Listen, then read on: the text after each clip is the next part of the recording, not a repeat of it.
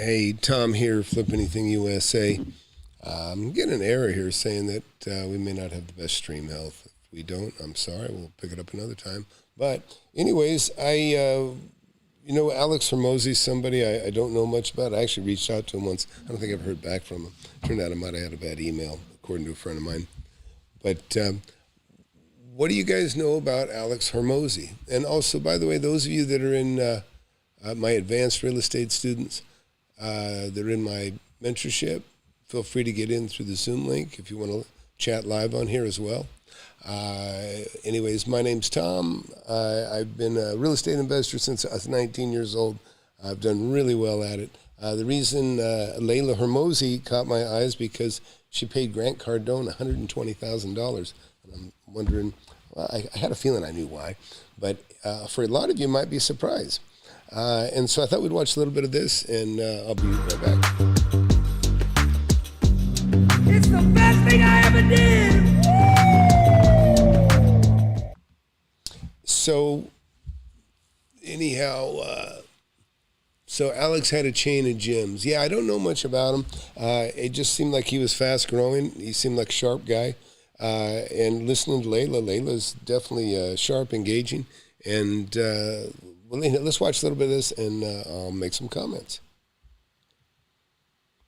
What is up? Welcome to my channel. My name is Leila Hormozi, co-CEO of Acquisition.com, which is a portfolio of businesses that does about 85 million per year in revenue. And my goal with this channel is really to help you get from wherever you're at to between 3 and 10 million in revenue for free. And so this video today is one of basically a coaching call that I had with Grant Cardone and my husband, Alex Hormozi. And the reason I wanted to make this video was because many of you probably watch Alex's channel as well. You've probably seen his call where he talks about that coaching call with Grant Cardone and how I got him it for Christmas and all this stuff. And what you don't know is that I was on all those calls as well, taking notes, asking questions, etc.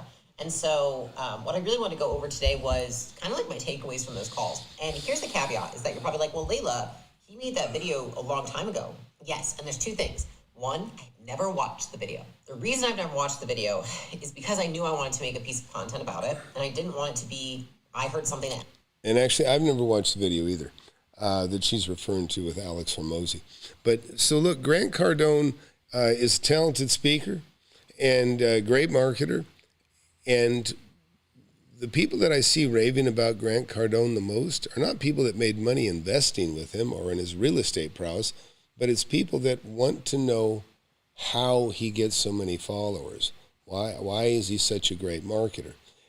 So you guys probably know I've done some unflattering videos on Grant Cardone. I'm not a fan of him. In fact, I think I got a clip of pushes. This is my first impression of Grant Cardone. It really turned me off of the guy.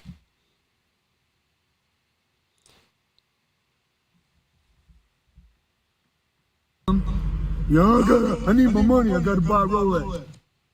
Let me play that again for you. You got a good attitude. You ain't a little bitch.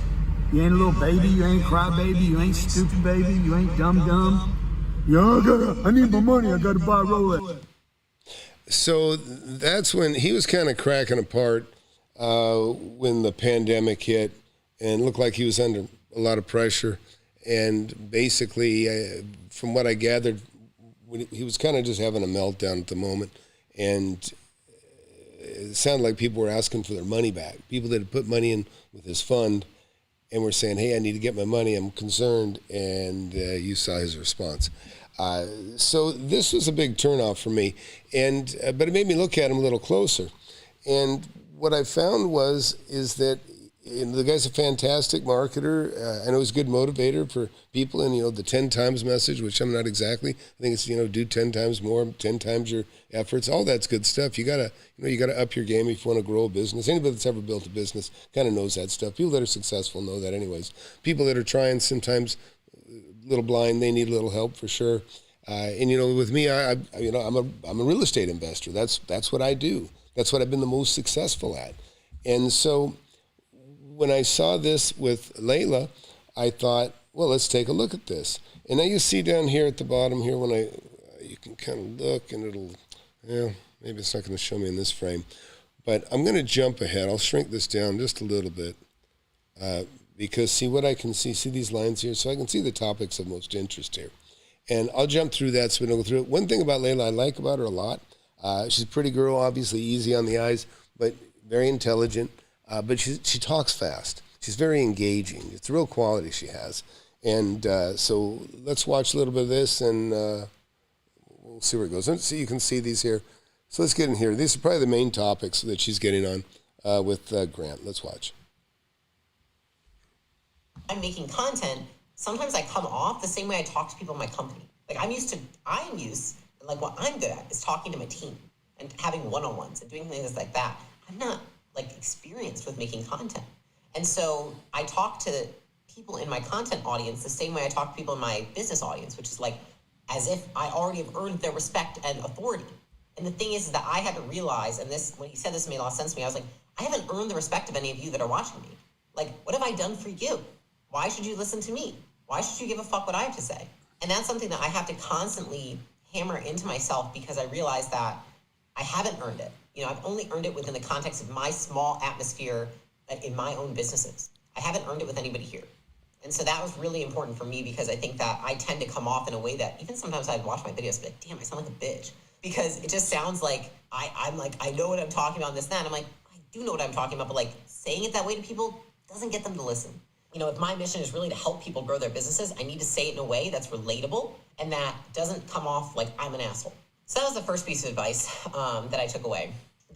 So, and see, this is the thing. What Grant, I don't know, let's say, Grant talks about his $1 billion real estate empire all the time, but he doesn't really talk about how he created it, right? He says, I got my money right, I got it in, I got it in this, really, in apartments. There's nothing better than apartments. But he doesn't go into the details.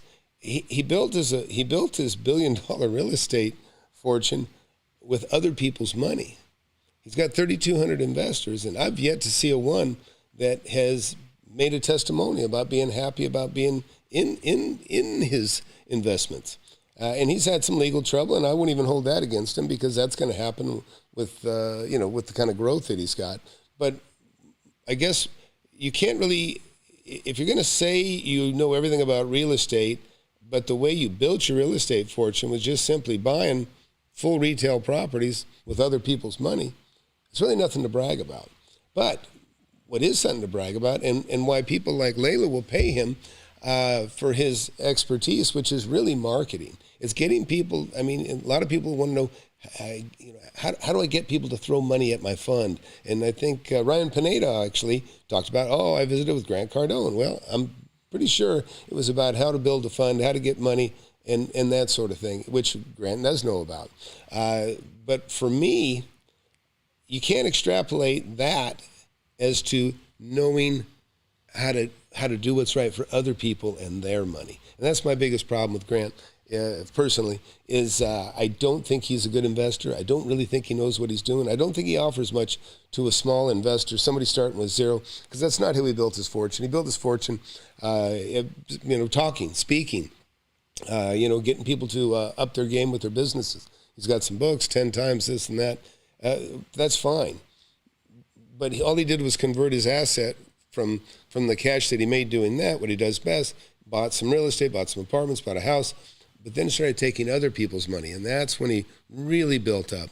And again, a lot of YouTubers do that. A lot of the real estate guys, real estate agents go from real estate agent, then all of a sudden they claim to be real estate experts when all they did was convert the cash asset, the $500,000 a month they were making from YouTube, and they bought real estate. Well, how does that help somebody that's starting with nothing? You need to talk to somebody that's actually made money, starting from zero, that's built a fortune from real estate, not from YouTube or not from other people's money. Unless that's your goal, is to build a fund off other people's money. My problem is I try to help people that are making money, that want to make money on their own, and you got to control the asset yourself. If you hand your money off to a Grant Cardone or somebody like that and put your money in a fund, you can't borrow against that money. You can't take that money out when you want. It's gone. It's at the discretion and control of someone else. And that's what I don't like. But let's go back to Leila here and see what she paid for. The second piece was that, Grant said in order to, get billions, you need to change what you focus on. And so he's like, stop focusing on margin. Because when we came to him, we said, here's our revenue and profit goals. He's like, dude, why are you even paying attention to that? He's like, you need to be reinvesting in people and in marketing. And that was somewhat freeing for me because, you know, we've preached profit and cash flow for a long time, but we're like now, since we've sold our businesses and we've made and taken on a lot of dividends over the last few years, like, we don't need to focus on that stuff. Like, we're good. We don't personally need more money, but like what I do desire is to make an impact and do something that's really freaking cool and I can be proud of. And I know that if I can build more infrastructure and invest more and trade more money for time right now, I can build something better and of higher quality and have more impact now. So I think what's really nice about this gal is that she seems to be, you know, just truly heartfelt, wants to, you know, I guess her and her husband made a killing on these gyms and things, but it sounds like they got a heartfelt message and the concern. They want to help people. Guess what? Me too. But unfortunately, the masses are the asses. And a lot of times, and even I saw a Grant Cardone video not too long ago, which is really a good video. Okay, it's probably the best Grant Cardone video I've ever seen. But of course, it wasn't about making money in real estate. It was about marketing yourself.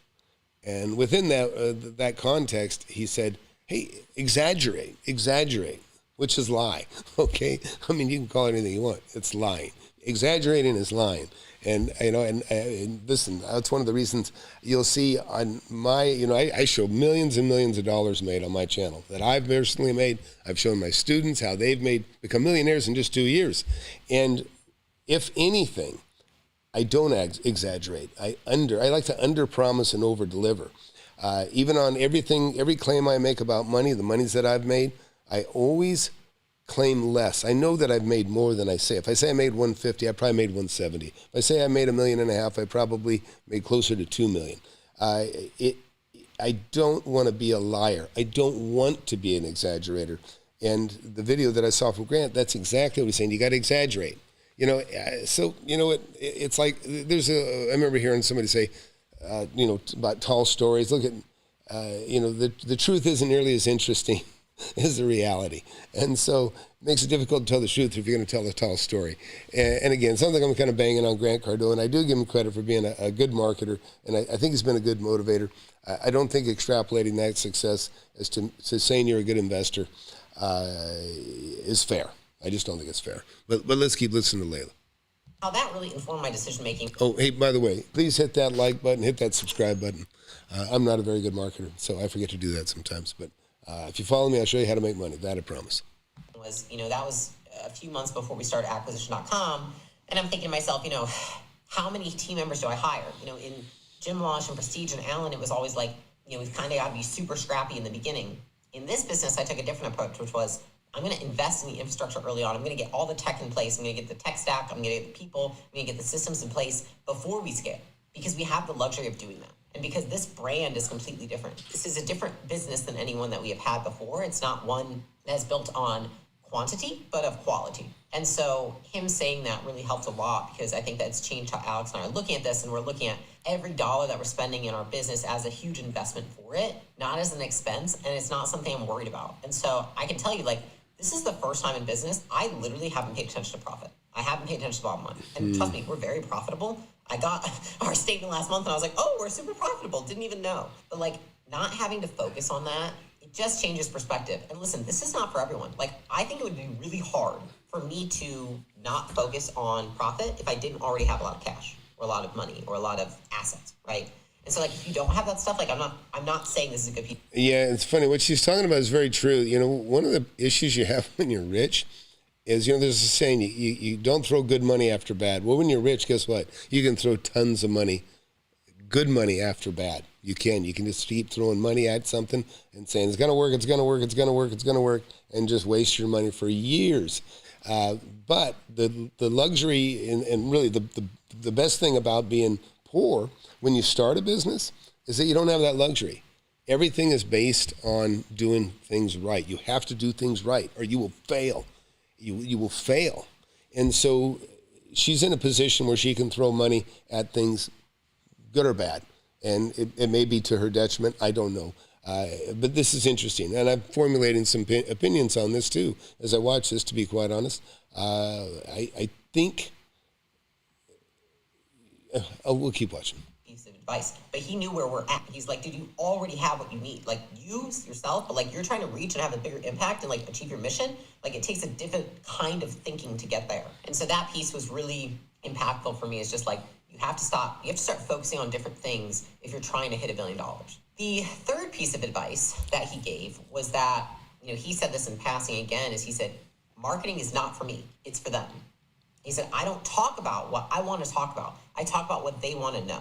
And so in other words, he tells them what they want to hear, okay? And believe me, and it's good advice. You tell them what they want to hear. People have asked me, I've had some, experience manufacturing, making some products, have some patents and things. People say, well, how much are you going to charge? And I tell people, as much as I can possibly get away with. I'm going to charge as much as I possibly can, and somebody still feels good about the purchase. They're happy that they bought it, and that's what you want, and that's how you become the most profitable. But I'm going to back up just a second. Let's just hear this last little bit again. So that piece was really impactful for me. It's just like, you have to start focusing on different things if you're trying to hit $1 billion. The third piece of advice that he gave was that, he said this in passing again, is he said, marketing is not for me, it's for them. He said, I don't talk about what I want to talk about. I talk about what they want to know. And so when he says it's for them, it's I have this frustration myself. Okay, this is my book, Wake Up and Smell the Real Estate. Here's a better shot of it. I know that this book is pure gold. I know that it's worth $1 million, and it already has made $1 million for several people. And I have the testimonials. It's a great product. But the masses are the asses. And I don't want to beg somebody into buying something. I don't. In fact, the fact is, people want to get rich quick and easy. I was in P.F. Chang's the other day, and this may be attributed to poor business skills on P.F. Chang's, but I was in the P.F. Chang's. 3/4 of the tables were empty, and I was relieved because I wanted to get a table. And then I asked the waitress, I said, yeah, table for two. And she says, oh, it's going to be 45 minutes. I go, what? And I said, why? She said, we don't have the wait staff. We don't have the wait staff. This is a $25,000 a month rental. The place 3/4 empty. And they can't find $15 an hour wait staff. It's unbelievable. And this place used to be packed and full, but I'm finding that everywhere. People can't find good help. I don't know where people are. The economy is supposedly good. I see jobs that aren't filled. It's just unbelievable. But I guess where I'm going with this is what Leila may encounter is that people don't appreciate what she has because they're not very bright, they're lazy, and that's a problem. Because you have to explain to somebody, or a lot of people lack confidence. They lack the personal confidence that they can do better, that they can do well, and they would much rather hand their money over to a Grant Cardone or somebody, and just go, gee, I hope it makes money. I hope it works. They don't take control of their own destiny. Let's keep listening. That was super useful for me again, because, being that was like before I even started making content, like the stuff that I honestly want to make content on, half of it I know and I've tried and seen how it fails. It's just like really irrelevant for everyone watching this channel, and it wouldn't be something that you would want to watch. Like, what I have to do instead is think like, if I were the person that I'm truly trying to add value to right now, like So where she's going with that, or whether she maybe realized or not, is you have to entertain. If you really want to you have to entertain. Now, I'm entertained by numbers and profits. I love real estate. I have a passion for it. So I could probably have a conversation with her about business, and it would be great. The things that she wants to talk about, probably very much things that I want to talk about. But most people just want to believe it's easier than it is, that making money is easier than it is. And, I tell people, it's work, it's hard work, but it's not as hard as working your whole life for somebody else for the rest of your life. So anyhow, we'll keep listening. We're really building my business right now, and I didn't know how to get from 6 to 7 or 7 to 8 figures. What would I want to know from Leila? And that's the mindset shift I had to make, rather than what does Leila want to talk about? No, fuck that. It's what do people want to know from Leila? What can Leila inform people of that nobody else can? And so I think that this was super helpful as well, because, in building my channel, like, one thing that I know is, like, I'm not probably going to be a mass channel. Like, I just don't think that, because That's just not the context of the people I want to help. Like, I really want to help business owners who want to scale their businesses, and that's not for everyone. And so that's okay if I don't have 1 million, 2 million, 3 million person channel. And that's great. You know, what she just said is really good. She doesn't care about the numbers. I don't particularly care about the numbers either. I take pride in the fact that the people that do follow me and the people that do subscribe, the people that take my class, they are the smartest. And sounds like I'm patting myself on the back, but I have smart people. Look at look at the testimonials that I have. Go to my FlipAnythingUSA.com. I'm going to give you a quick look over here. Go to FlipAnythingUSA.com, and you'll see I've got a number of people that are new to real estate. He's been in real estate for a while. And that's the other thing that most compliments me is when people that have been in real estate for 20, 30 years buy my book, take my mentorship, and they make comments like, I realized I can't believe how much I didn't know. Been in this business so long, and I didn't realize there's so much that I didn't know. And then I got new people, young people, that are kind of somewhat new to real estate, businessmen, buying, second and third buildings for their companies and making $1 million along the way. Young guys like Eric here. You see Eric here. Again, he's somebody that, in this testimonial, he is somebody that made over $1 million now in just a couple of years.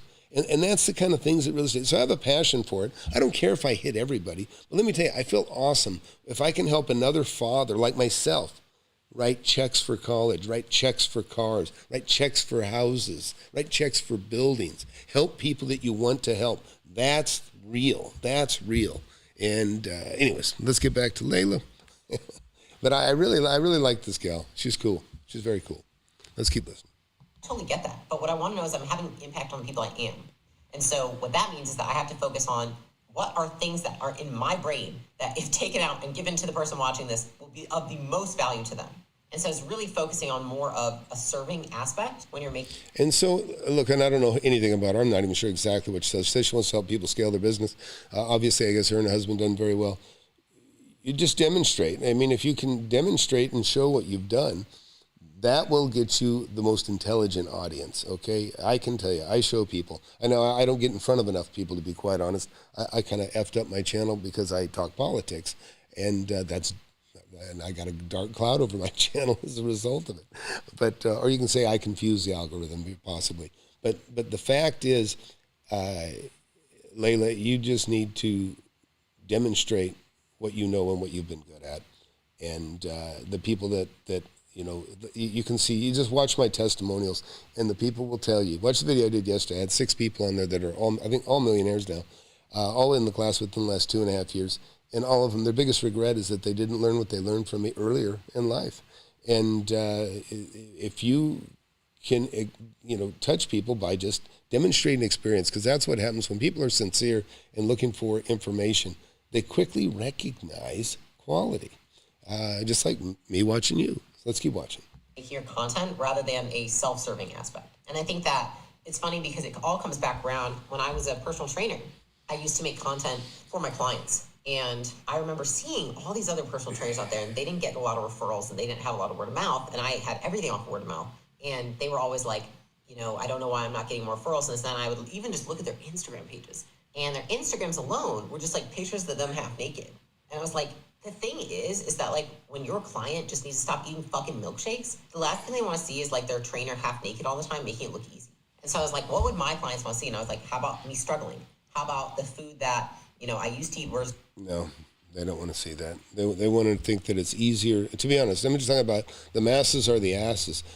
They want to think it's easier than it is. And that's why most videos, you see a before and after. You don't see all the struggle in between. Here I'm fat. Here I'm a fat person. Here I'm a skinny person. They don't want to know about the work. If they knew how hard it was, they probably wouldn't do it. So it's a catch-22 for a person that wants to build their business, especially when you got a good product. I tell people it's easy, but it's easy in the context of, look, the people that have taken my course, they have more cash in the bank now than they've ever saved in their life. It's wonderful. And I see a guy that we got one carpenter, Liam. He retired. He had, I don't know, maybe a couple $100,000, and he took the course, and now he's made over $550,000. And he's looking to buy something that, leverage that into an asset that'll maybe give him $100,000 a year income, and then still have some seed capital to keep doing what he does best. And in fact, let me do something real quick, and then we're going to come back here. Take a look at this real quick. It's really a perfect storm for making money in that respect. But in 1 year, his portfolio has gone from zero to $1.6 million. What do you got, 30, 22? Yeah, I think I got 27, yeah. 27 properties. You got 27 properties. John, you have to buy that. That is a great property. I just closed on 2 houses yesterday. It's worth $250. I bought that one for $170. My first millionaire student. I don't want to screw around. I don't want to play games going back and forth. What is the absolute bottom dollar? And I'll tell you if I'm going to buy it or not. You know what? I'll tell you what. That isn't even the clip I intended to show you, but I'll tell you what. That is the coolest thing for me to watch. That it said Ron D. bought 4 homes. Guess what? Ron D. now has over 35 homes, a $4 million portfolio, and $3 million equity with no cash out of his pocket. He's actually pulled cash. I mean, don't get me wrong. He threw cash in, pulled it back out, threw cash in, pulled it back out. But now he's amassed a fortune that's worth $4 million with only $1 million debt on it. And he's put hundreds of thousands of dollars of cash in his pocket. And that little clip that you just saw, Ron was on, watch the video that I just did yesterday, because Ron's in there and he talks about that portfolio. But the clip you just saw was about a year or so old. And that's when he'd only had 4 homes. Now, he might be up to 40. It's either 30 or 40. I get confused because he's got $4 million in equity now. But so anyways, back to Leila here. And This is what I eat now. How about the exercises that they can do? How about food that they can eat instead of McDonald's? And so I try to always cater my content to them. And it's so funny because it comes back around. I'm starting, today, or I started however many months ago, and I'm like, so you know what? What's interesting, the parallels I have with her is, like, say, she's talking about, people want to see somebody skinny? Their trainer all skinny and super shape, see the abs. Well, they do, because even like Marky, what is his name? Mark, I forget his name.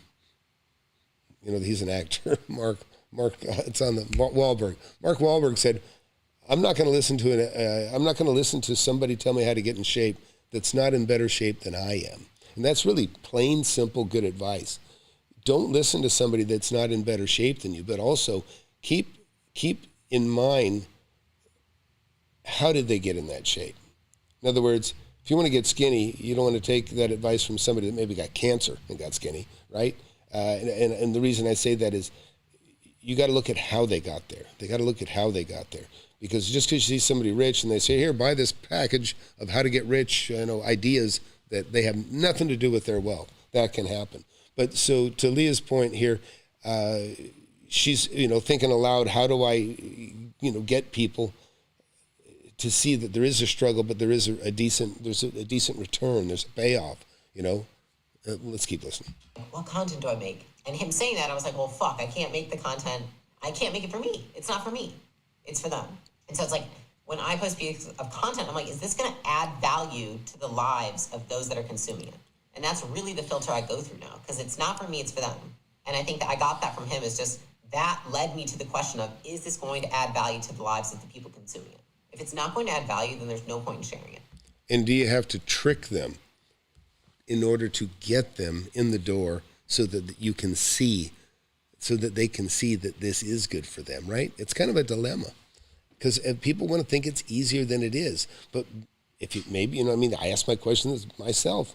Do I make it? Do I exaggerate that it's easier to make money than it is?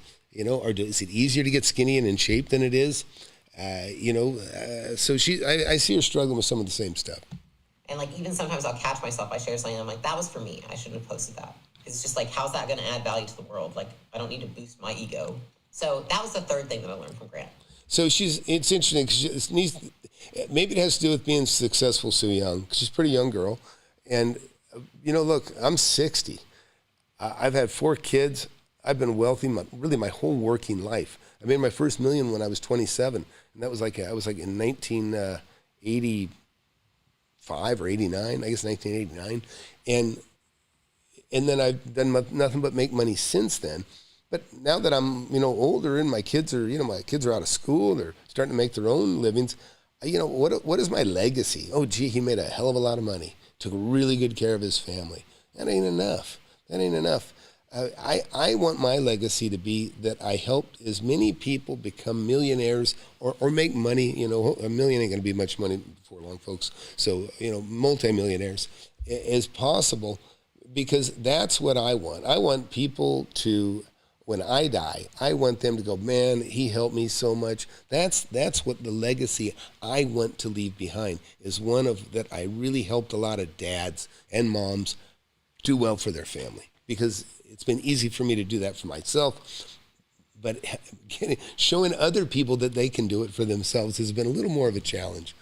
The fourth lesson that I learned from Grant was that I'm selfish. And I think, as humans, we all are, but this one was really interesting, is that I actually asked Grant, I said, we're starting acquisition.com. I feel like a lot of this could be done in person, but me and Alex, we really like traveling. We like our freedom and flexibility. And so we've just never had an in-person office. And he looked at me dead in the camera and was just like, yeah, it's because you're selfish. And I was like, oh, fuck. Grant Cardone just called me selfish. And I kind of liked it, honestly, because I was like, man, I don't get a lot of feedback from people. So it's really nice to get that feedback. And it was super useful because I think that, I would just say, consider the source. I'm not immune to success.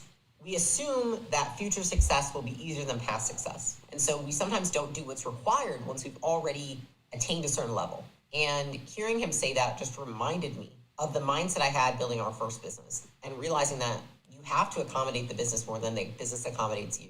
Business doesn't care that you've had 4 businesses before, Leila. The business needs what it needs from its founder. And that's kind of what I decided is, if my business were talking to me, what would it say? It would tell me that I'm being selfish, just like Grant was. Because this business needs somebody who's willing to do all these things in person, and willing to fly a lot, and willing to travel, and willing to meet our partners in person on a consistent basis. And that was something that then, kind of informed the strategy of acquisition.com, which was are we going to try and do this whole thing virtually? Or are we going to fly out and meet people and fly people to us? And that even informs where we live. People are like, why are you guys in Vegas? And we're like, Vegas is the easiest place to come. So look, I don't want to diss Grant on that too much, but the fact is, and this is a problem you have when you're rich. When something starts to feel like work, you go, ugh, this is starting to feel too much like work again, because you don't have to do it. You don't have to go backwards. And so at the same time, you can work your ass off on your channel and go nowhere. I know, but that seminar stuff, in other words, if they're talking about going out there and seeing people face to face, meaning me facing 100 or 1,000 people, that does make sense. That does make sense, because that person to person, even though it's me or somebody else facing 100 people or 1,000 people, it's different. It's different than doing it like this, right? And being able to, people come access. Listen, that's one of the reasons that people have been so successful with my deal, is because I am accessible. People are blown away that they can get my phone number, and they can call me, they can text me. But I got to know you before I pick up. But anyways, so it's interesting. It's also where everyone likes to come. It's where people come all the time. It's the best place to host conferences, and we can just have people come in and out really easily. We can also fly in and out really easily. Yeah, so what you're talking about, the infrastructure of Vegas is phenomenal. If ever you're going to go to a convention, there's no other place that has so many hotels, that has so many luxuries and ways to keep people comfortable and engaged when they're not in your conference. So, yeah, Vegas is an absolutely amazing place to host a seminar, period. So it's for this next season of our life, it makes sense to do that, because, do I love it? No. Do I love it anywhere? No. It's just cities are all the same at some point. You got a Target, you got a Walmart, you've got a Whole Foods. It is what it is. But this makes the most sense in achieving our mission at acquisition.com. And so I think him saying that just kind of brought me back into reality of I am here to do right by the business. The business is not here to serve me. And I think that, again, I'm sharing this with you guys, but it's not something for everybody. You haven't had enough success to secure yourself yet. I don't know if, I don't think I'd be thinking like that. I didn't. Like, I really didn't. I was like, dude, I need to get enough to be secure. And I was like, and then I'll be able to focus on others, which, like, as terrible as it fucking sounds, I think there's multiple ways to achieve it. I think either you can attain enough money so that you're secure, or you can, like, gain enough perspective through, like, reading and meditation, all those, that you can be secure. Now, I just had enough money that I'm secure. Like, just being super frank, like, now I feel like I need for nothing. So now I feel like my only intent is to give. And so him saying that really brought me back to earth with that one.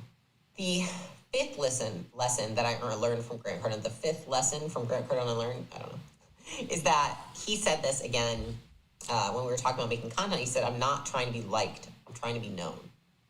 That one was probably the most impactful thing that he said in the conversation in terms of like things that I repeat in my head on a daily basis. And the reason I repeat that in my head a lot is because, like, you know, I was asking him, I'm like, you know, as a woman who loves business specifically and like who brings a lot of masculine energy to the table, like I'm nervous to put out content. Like, you guys don't know, like I was fucking terrified.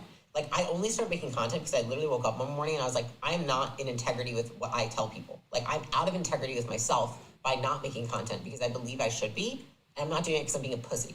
And that was literally it. And so him saying that helped me a ton because, you know, as I start making content and as it's getting wider and more reach, I have a lot of people that I know don't like me. And like me and Alex talk about, he's like, dude, more people don't like you than me. And I'm like, I get it. Like, well, I got to say one thing.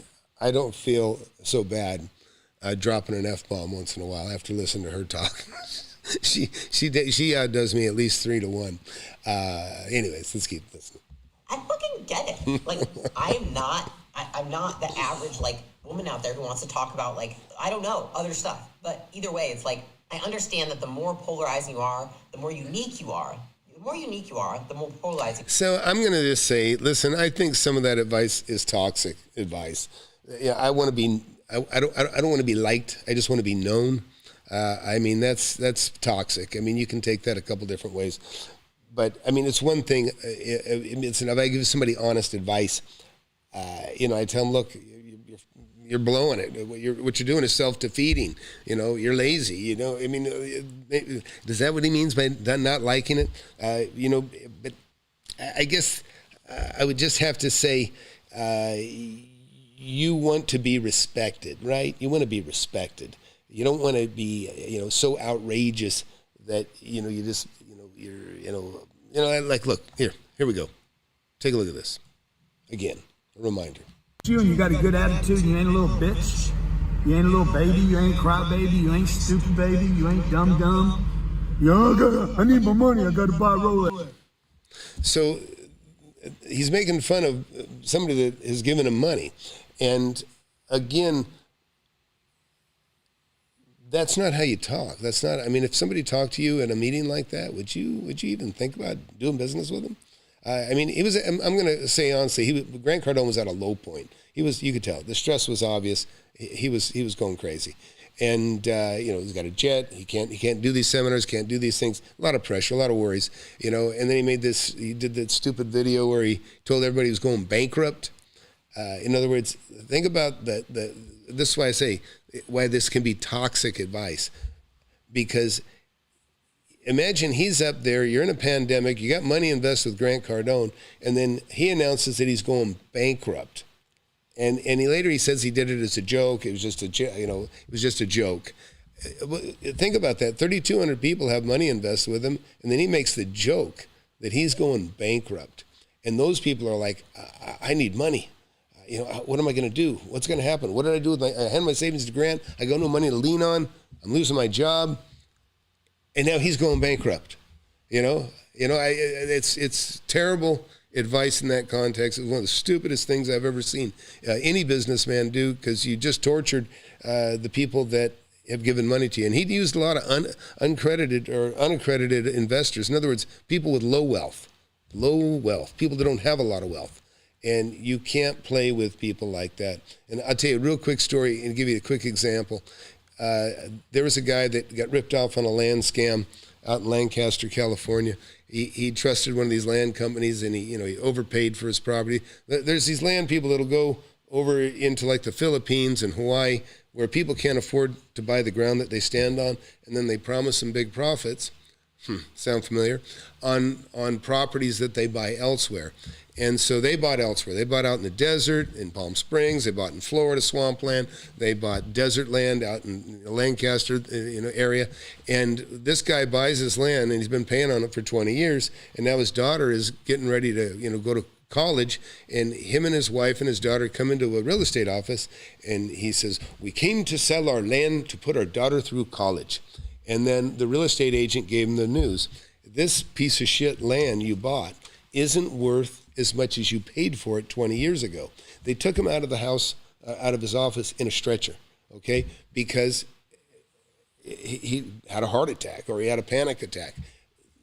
That is why you should care. It matters. It matters what you say. You want to be respected. You don't want to just get attention. Not anything to make a sale. Don't do just anything to make a sale. You are, the more people that aren't going to like you. And when he said, "I'm not trying to be liked, I'm trying to be known," I just tell myself that every time now. I'll get people who bash me and make videos about me and how much they dislike me and how, I'm the epitome of everything that's wrong in the world. And I'm like, I'm not trying to be liked, I'm trying to be known. And that really helps me because, I'm not immune. I think that there's a misconception that... Well, proceed carefully on that one, Leila. So a couple comments here from people watching. Yeah, respect and credibility. I agree. That's from Tina. Keith's talking about Grant flipping out. He said he would want to snatch him through the screen for that joke if he had his money invested with him. Marco wrote, "Unaccredited investors are likely to be the most litigious." Absolutely. Given it's their life savings. Yep, 100%. And guess what? You're playing with fire when you play with unaccredited investors for that reason. They don't get, if you're already a millionaire or multimillionaire, you can't really claim the ignorance of not being a very savvy business person if you earn that money anyways. So McLeod wrote, "Yeah, GC is richer than me, but didn't finish. Not a Grant Cardone fan." Yeah, what else? Josh wrote, thanks. He's been giving some compliments on the mentorship. I appreciate that. Josh is in the mentorship. Doing really well, kicking ass, making money for his family. A wonderful thing. Anyhow, let's keep wrapping up. Really enjoying Leila. I like this gal. If you make content that you must not care what people think, it's not that you don't care what people think. It's that you don't let what people think dictate your actions. And so, of course, I care what people think. There's been times where it's like I can't even tell you how much I care what people think, and it sucks and it feels shitty. But I don't let it change the fact that I'm gonna go make content the next day because the feelings will pass. My actions are gonna stick with me, and so. Yeah, so I need more specifics on if people don't like you. Doesn't like something she said. Somebody might be offended. She said pussy. She said fuck. I don't know, probably 20 times. I don't know. Some people that language does offend, and I have to be careful. You start talking politics, you start talking certain subjects that piss me off. Man, I'm the worst. But I try to watch it, and I know people can be offended. I'm not talking about just women, obviously. But anyways, so... you gotta, respect and credibility, like Tina said. Sometimes you gotta be respectful, or you should be respectful, I think, if certain words offend people. But like I say, I'm not offended by anything. I can turn the channel off if I'm bothered by her language, and anybody can. So she shouldn't be upset if anybody's put off by her language because they don't have to watch it. I like freedom. And I really like her. Let's let her conclude. I just think that piece, that takeaway from him was so good because he just doesn't give a shit if people like him. People can hate on him all day. He's more... And I would say that's fair. As long as you feel good about what you're doing, you shouldn't care what other people think about you. As long as you know in your heart you're doing the right thing and a good thing, then you shouldn't care what other people think. So I think that's great advice he gave her. I don't know if he's fooling himself, though. For himself, I don't know. Successful than 99.999% of people that say anything about him. And so I think that was a super useful piece from him. And I hope it's of use to you too, because I get a lot of people message me and they're like, "I'm just nervous to make content. I'm just worried about making content." I'm like, me fucking too. I still. And I would be beside myself to say oh, I don't even tie my worthiness or anything like that to content. Of course I don't like it when a video doesn't do well. Or people don't like my content or they say something mean about me. Yeah, it sucks. I'm just not gonna let it change my behavior. That's all. That's all you can really do. And then the last lesson that I learned from Grant Cardone was find your message and just keep hitting that shit home. And so Grant talked about, like, for both him and for Elena, because Elena now, if you guys have seen, like, she's really gone into her own persona, her own brand. And I've never seen her. I don't know if anybody else has watched her here. I never have. Asked a good amount of questions about that, and he's like, well, it's taken her a while to find her message. You know, like, she had to really just keep trying different things until she just finds the one that hits and it just sticks with the audience. And now every talk she makes revolves around that concept. And so that was a very much use to me because, you know, I'm in this interesting space where I'm like, you know, what is my message? Because it is different when you're a female creator in the world. Like, I don't associate with that, but, like, it is different just because, like, you know, not all men are going to want to tune into my channel. Like, I totally get it. Like, I don't care. That's just how the world is. You guys have heard that in my other videos. It makes me think, like, okay, well, then what is my message? Do I talk about relationships? Do I talk about this? Like, I like all of it. I know a lot about all of it. But, like, where's my message sit? And it kind of gave me permission to, like, try all sorts of stuff, which that's what I've kind of considered this year. It's like, I'm not really focusing on, like, how much am I growing my following? I'm focusing on, like, how can I experiment? How can I put more stuff out there? What am I testing to see if people actually want to hear it from me? Like, what does the audience that's following me find valuable? What is of most value to them from me? And so I think that realizing that and then, you know, looking at the traction of that content to say, like, is that something people want to hear again? That's been kind of what I've stuck with. And I think that every time something doesn't do well, I just remind myself, like, you just got to keep trying until you finally find that one thing that sticks, and you just got to hit that shit over and over and over again. And, like, I will. The moment that I figure out what works, or even when I get, like, a leading indicator of something that's working, I'm like, I'm going to just... And so really, that's just trial and error. That kind of is what she's talking about. And she's got a lot of bandwidth to do that because she's got the money. You know, like I say, that's one of the best things about starting broke is you can't afford... It just gives you laser focus. You can't fool yourself. You got to follow the money.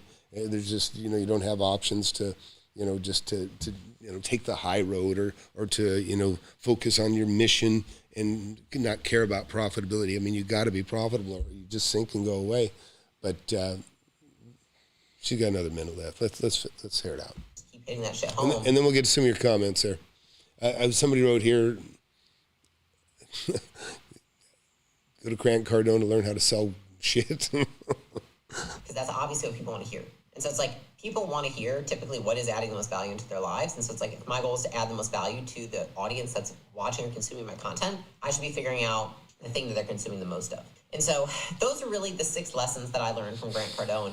You know, I think most of it, if you like zoom out for a minute, Grant Cardone is a much better marketer than people realize. And I think that was, like, if I were to have the overarching lesson, is that, like, I'm going to be really honest. I think that Alex and I thought that we were better marketers than Grant 2 years ago. And I think now, after having talked to Grant multiple times and observing him more, I feel like a fucking idiot for ever thinking that. like a complete idiot. Because it's almost like when you know more, you realize how much you don't know.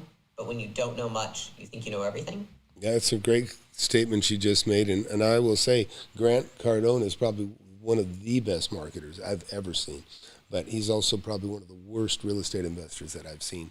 And I don't think he offers a lot of value for people that invest with him or as a real estate investor. I don't think he can show anybody. I just don't think he can be a good mentor because he hasn't really done it. I haven't seen it. I've just seen him convert his asset of cash and using other people's money into buying, you know, and that's you know, that's kind of that model for funding. You get a little piece of everybody's action. In other words, I can buy a piece of property that's not even worth as much as I can overpay for it. But if I'm taking 2% a year as 2% of what the fund is worth, so on 10 million, I can take $200,000 a year. On 100 million, you know, I can take 2 million. That doesn't require any talent. That just requires being a good salesman and being able to talk people into buying into what you're selling. And Grant could sell, you know how they've heard that you can sell ice cream to Eskimos. He's that guy. But you have to do your own due diligence and make sure.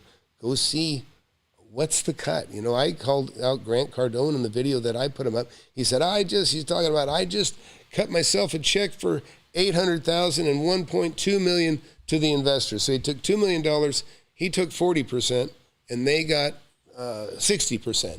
And I'm saying, well, how's that 40-60 split go? What did you do for your 40%? Because if you're getting 40% of everybody's action, so in other words, you can get if you're making 5% on your fund, which is miserable, you get to take 40%, and the other people get 6%. They get 3% of that 5%. And I'm not even so those exact numbers. He didn't get specific. I wish he would explain how much money that the clients, if you want to call them clients, or the investors that invest with him, how much they do make. But anyhow, we'll keep rolling. I think we didn't know much, and so we thought we knew everything. That is probably like the overarching lesson of this entire conversation we had with Grant, was just like realizing how strategic he actually is and how good at marketing he actually is, and how underestimated I think that he actually is by most people into how good of a marketer he is, because people just associate him with sales and real estate. He's a marketer. And so 100%. Number one. That's what he is, number one. I think that he's really, really achieved a level of excellence in his marketing that most people never will, just through simple frameworks and simple understandings that aren't that obvious to most people. And so with that, I hope this video was useful for you guys. I could make a part 2 because I had a few more lessons that I've learned from Grant, but I think I'm going to keep it at the 6 today. Let me know what you think in the comments. I'm curious. I'm going to go watch Alex's video now and see what his takeaways were, since I showed him my list and he was like, literally none of them are the same. And I was like, that's so interesting. So I'm going to go watch his video. Let me know what you guys think in the comments, and I will see you on the next one. Well, I just want to say great job, Leila. She's a totally honest person. Sounds like she is. Of course, I couldn't tell you for sure because I don't know her. But she sounds like she's a good person, and that she's gone on a mission. She's already made a lot of money. That's the one good thing, for some people, not everybody. Some people, they thrive on taking money from the little guy that doesn't have much, and they never stop. And not my model by any means, but I don't think that's how she made her money. And it sounds like she's got some passion and a mission. And I wish her well. And thanks for sharing. Thanks for watching. Go to FlipAnythingUSA.com. Here you go. Go here. Take a look at these testimonials here. Look at the video I did yesterday. It'll probably come up at the end of this feed, since it's the one that, previous video. And check it out, and have a good evening.